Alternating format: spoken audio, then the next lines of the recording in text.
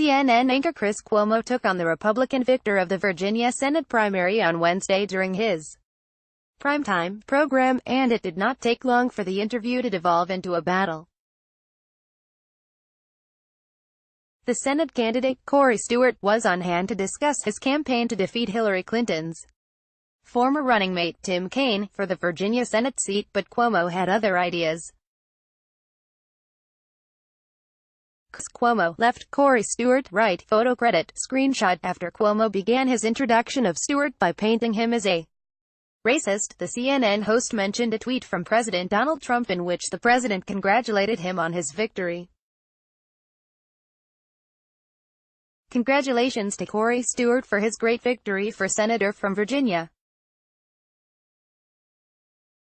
Now he runs against a total stiff Tim Kaine, who is weak on crime and borders, and wants to raise your taxes through the roof. Don't underestimate Corey, a major chance of winning, the president wrote in a tweet.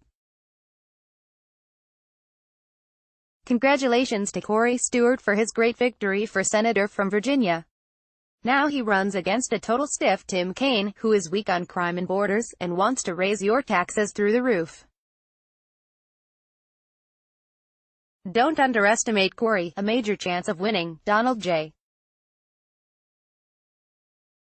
Trump, at Real Donald Trump, June 13, 2018. Cuomo was combative with Stewart from the start of the interview, but things got truly heated when the host started to use guilt by association to paint the Republican Senate candidate as a racist.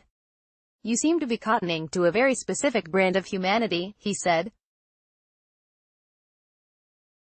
You have a well-pronounced past of saying that you agree with and that you like people who push ugly, bigoted, intolerant and racist notions. Hey, that's a level of lie that's just not true, Chris. Even for CNN, Stewart fired back.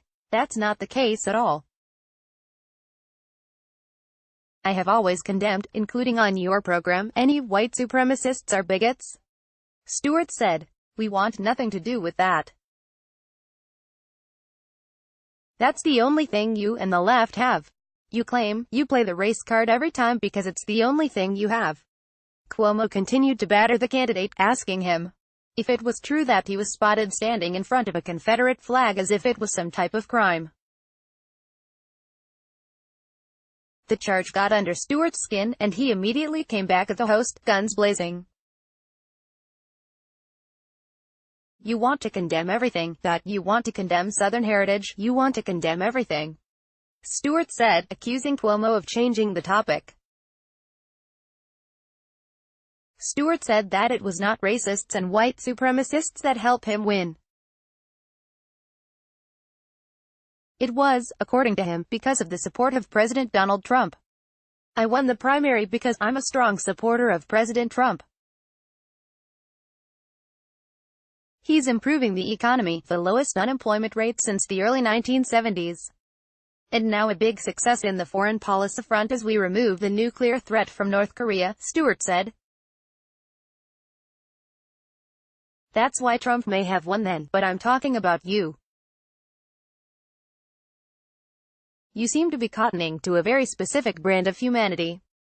You have a well-pronounced past by saying that you agree with and that you like people who push ugly, bigoted, intolerant, and racist notions. Cuomo shot back.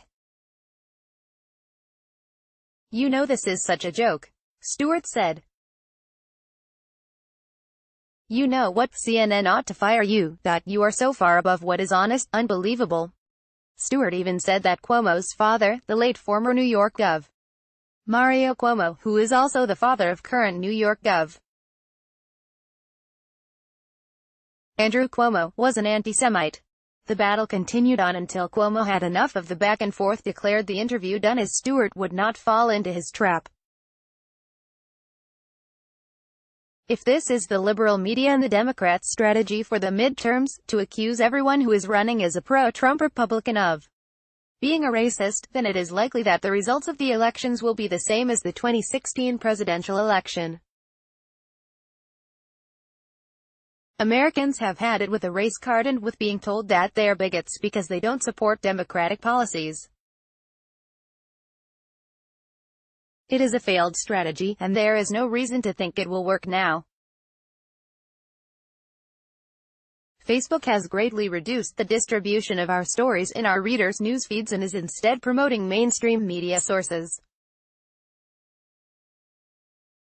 When you share on social media, however, you greatly help distribute our content.